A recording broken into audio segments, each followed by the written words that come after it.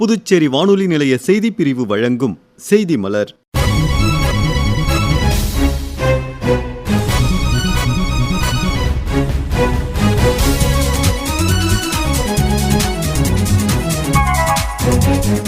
புதுச்சேரியில் நடைபெற்ற சர்வதேச பள்ளி உளவியல் மாநாடு, தென்னிந்திய அறிவியல் கண்காட்சி 2025 மற்றும் குழந்தைகள் புத்தக கண்காட்சி ஆகியவற்றின் தொடக்க விழா குறித்த தொகுப்புகள் இன்றைய மலரில் இடம்பெறுகின்றன.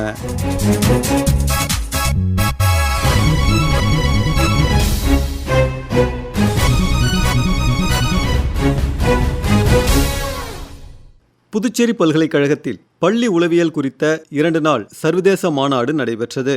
கடந்த 24ஆம் தேதி நடைபெற்ற விழாவில் மத்திய தகவல் ஒலிபரப்புத்துறை இணையமைச்சர் டாக்டர் எல். முருகன் கலந்து கொண்டு பள்ளி உளவியல் குறித்த சர்வதேச மாநாட்டை தொடக்கி வைத்தார். அப்போது சிறப்பாக செயல்பட்ட கல்வியாளர்களுக்கு வாழ்நாள் சாதனையாளர் விருதுகள் மற்றும் தலைமைத்துவ விருதுகளையும் மத்திய அமைச்சர் வழங்கி சிறப்புரையாற்றினார்.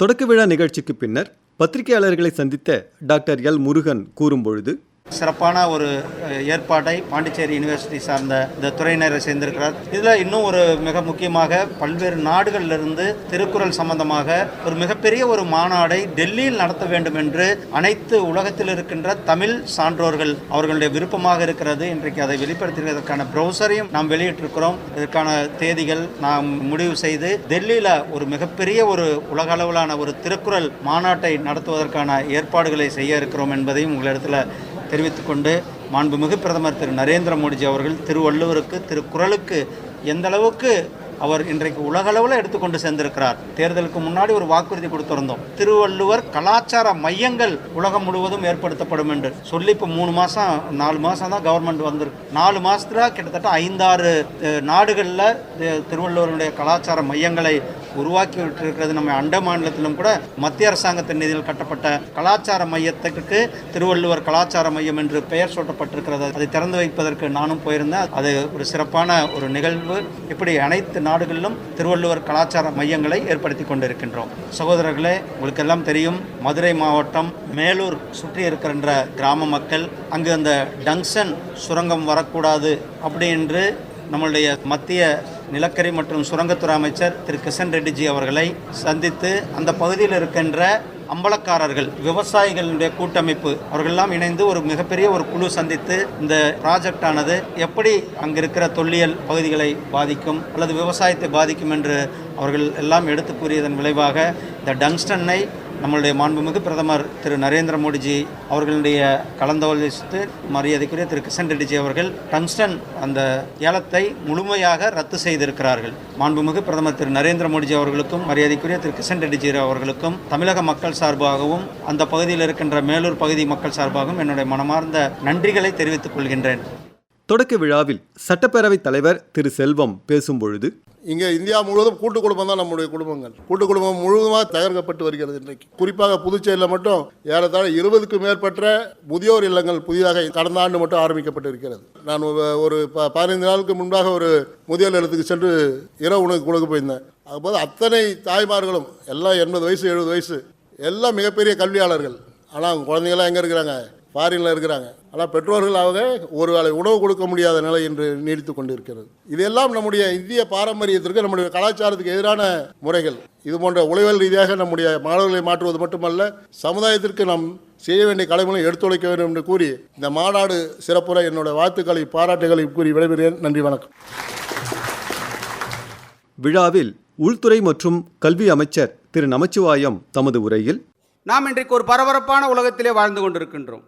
இன்றைக்கு நம்முடைய முன்னோர்களை எல்லாம் நாம் பார்த்தோமேயானால் நிறைய பேர் கிட்டத்தட்ட 100 வயசு வரைக்கும் கூட நிறைய வாழ்ந்திருக்காங்க. ஆனால் இன்றைக்கு நம்முடைய சராசரியுடைய ஆயுட்காலம் 60 வயது. இது ஏன் இந்த அளவுக்கு குறைஞ்சிருக்குது?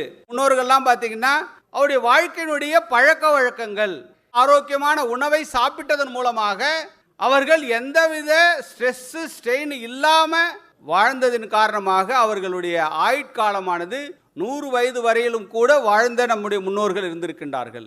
ஆனால் இன்றைக்கி பார்த்தீங்கன்னாக்கா 45 வயசு 50 வயசுலேயே பார்த்தீங்கன்னா ஹார்ட் அட்டாக், சுகரு, பிபி இதெல்லாம் இன்றைக்கி வந்துக்கிட்டு இருக்குது. இதை போன்ற ஒரு காலகட்டத்தில் தான் இந்த உளவியல் சம்பந்தமான இந்த மாநாடு தேவையான ஒன்றாக இருக்கின்றது. மேலும் இவ்விழாவில் சட்டமன்ற உறுப்பினர் திரு கல்யாண சுந்தரம், புதுவை பல்கலைக்கழக துணைவேந்தர் பேராசிரியர் தரணிக்கரசு, இந்தியா மற்றும் பல்வேறு நாடுகளைச் சேர்ந்த உளவியல் வல்லுநர்கள், கல்வியாளர்கள், மாணவ மாணவிகள் என பலரும் கலந்து கொண்டனர். புதுச்சேரி பள்ளிக்கல்வி இயக்ககம், பெங்களூரு விஸ்வேஸ்வரய்யா தொழில் மற்றும் தொழில்நுட்ப அருங்காட்சியகம் ஆகியவை இணைந்து தென்னிந்திய அறிவியல் கண்காட்சி 2025 நடத்தின. புதுச்சேரி உப்பளத்தில் உள்ள பழைய துறைமுக வளாகத்தில் 5 நாட்கள் நடைபெற்ற இக்கண்காட்சியின் தொடக்க விழா கடந்த 21ஆம் தேதி நடைபெற்றது. இதில் துணைநிலை ஆளுநர் திரு கைலாஷ்நாதன் கலந்து கொண்டு தென்னிந்திய அறிவியல் கண்காட்சி 2025 தொடக்கி வைத்து சிறப்புரையாற்றினார். This remarkable event is not just a fair. It is a celebration of knowledge, innovation, creativity, where young minds from across southern India converge to showcase their talent, ideas, and scientific exploration. I am truly honored to be a part of this inspiring gathering today. We had an opportunity to only look at some of the exhibits in the exhibition, but what is striking about the entire science exhibition this year is that it deals with the contemporary subjects. That is very, very important. What is there in the society, what is talked about in the society, that is being reflected in this. If you look at India, Honorable Prime Minister Sri Narendra Modi has created a system, what is called a startup ecosystem. Today, any youngster can translate his imagination into practical things. So, there's a very strong ecosystem, whether it is in the schools or the colleges, technical institutes, very strong ecosystem, and which has been patented and they go into the manufacturing sector. And this startup ecosystem is what is going to stand India high in the probity of the nations. Because we are talking about, Honorable Prime Minister is talking about Vikasit Bharat, developed India by 2047. விழாவில் முதலமைச்சர் திரு ரங்கசாமி தமது உரையில், இளம் விஞ்ஞானிகளை ஊக்குவிக்கின்ற அளவிற்கு இந்த அறிவியல் கண்காட்சி நடத்தப்படுகின்றது. குறிப்பாக மாணவ செல்வங்கள் ஆராய்ச்சியில் ஈடுபட வேண்டும், புதிய படைப்புகளை உருவாக்க வேண்டும், அறிவியல் சம்பந்தப்பட்ட செய்திகளை தெரிந்து கொள்ள வேண்டும்.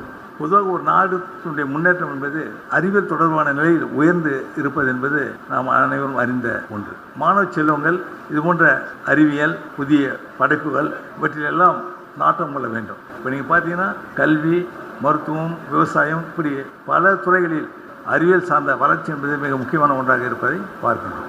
இஸ்ரோ பார்க்குறோம், வியந்து பார்க்குறோம். உலக நாடுகளே வியந்து பார்க்கின்ற ஒரு நிலையில் எத்தனை சிறந்த பணிகளை செய்து கொண்டிருக்கின்றது.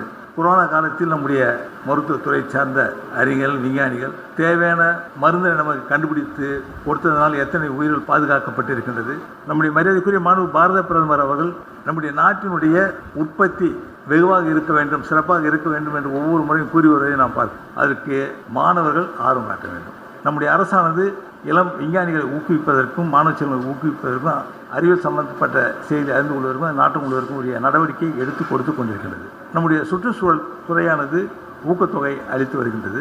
புதிய கண்டுபிடிப்பை கண்டுபிடிக்கின்ற மாணவர்களுக்கு, இளம் விஞ்ஞானிகளுக்கு தேவையான உதவிகளை அது செய்து கொடுத்து கொண்டிருக்கின்றது. விழாவில் கல்வி அமைச்சர் திரு நமச்சிவாயம் பேசும் பொழுது, மாணவர்கள் தங்களுடைய கண்டுபிடிப்புகளை மிக சிறப்பான முறையிலே இன்றைய தேவைக்கேற்ப அதை அவர்கள் உருவாக்கி இருக்கின்றார்கள். அவர்களுக்கு என்னுடைய வாழ்த்துக்கள், பாராட்டுக்கள்.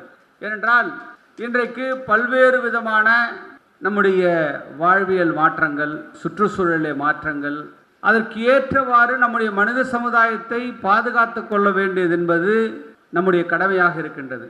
அதனால்தான் மாண்புமிகு பாரத பிரதமர் அவர்கள் ஸ்டார்ட் அப் இந்தியா என்று சொல்லக்கூடிய அந்த திட்டத்தை உருவாக்கி பள்ளியிலே, கல்லூரியிலே படிக்கின்ற மாணவ மாணவிகள் கண்டுபிடிக்கின்ற அந்த சிறப்பான கண்டுபிடிப்புக்கு அரசாங்கம் நிதியை கொடுத்து அதன் மூலமாக அவருடைய கண்டுபிடிப்பை ஊக்குவிப்பதன் மூலமாக புதிய கண்டுபிடிப்பை நம்முடைய நாட்டிலே, இந்திய நாட்டிலே உருவாக்குவதற்கான நடைமுறையை உருவாக்க வேண்டும் என்று சொல்லித்தான் அந்த திட்டத்தை அவர்கள் ஆரம்பித்து இன்றைக்கு நடைமுறைப்படுத்திக் கொண்டிருக்கின்றார்கள்.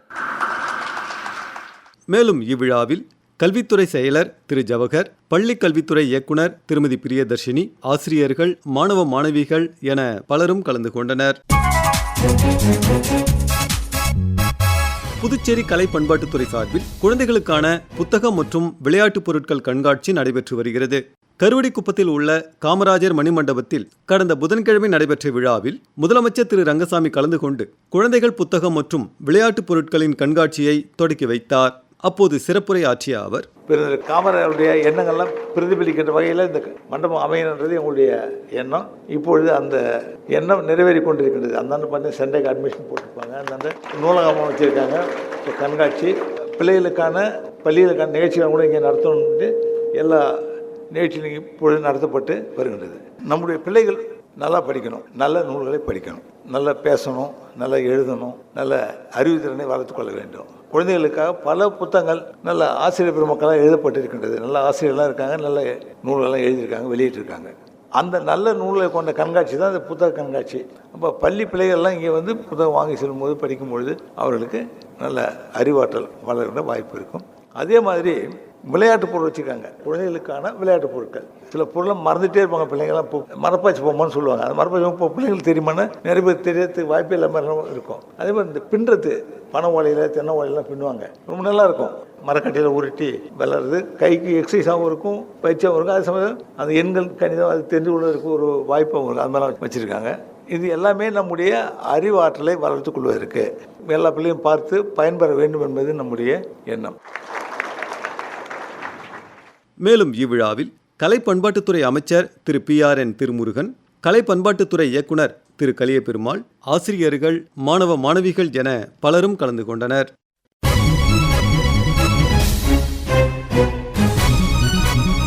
நேயர்கள் இதுவரை கேட்டது செய்தி மலர்.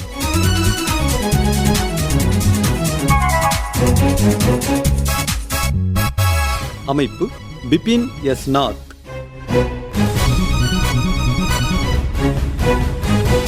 அமைப்பில் உதவி பி இளஞ்செழியன்.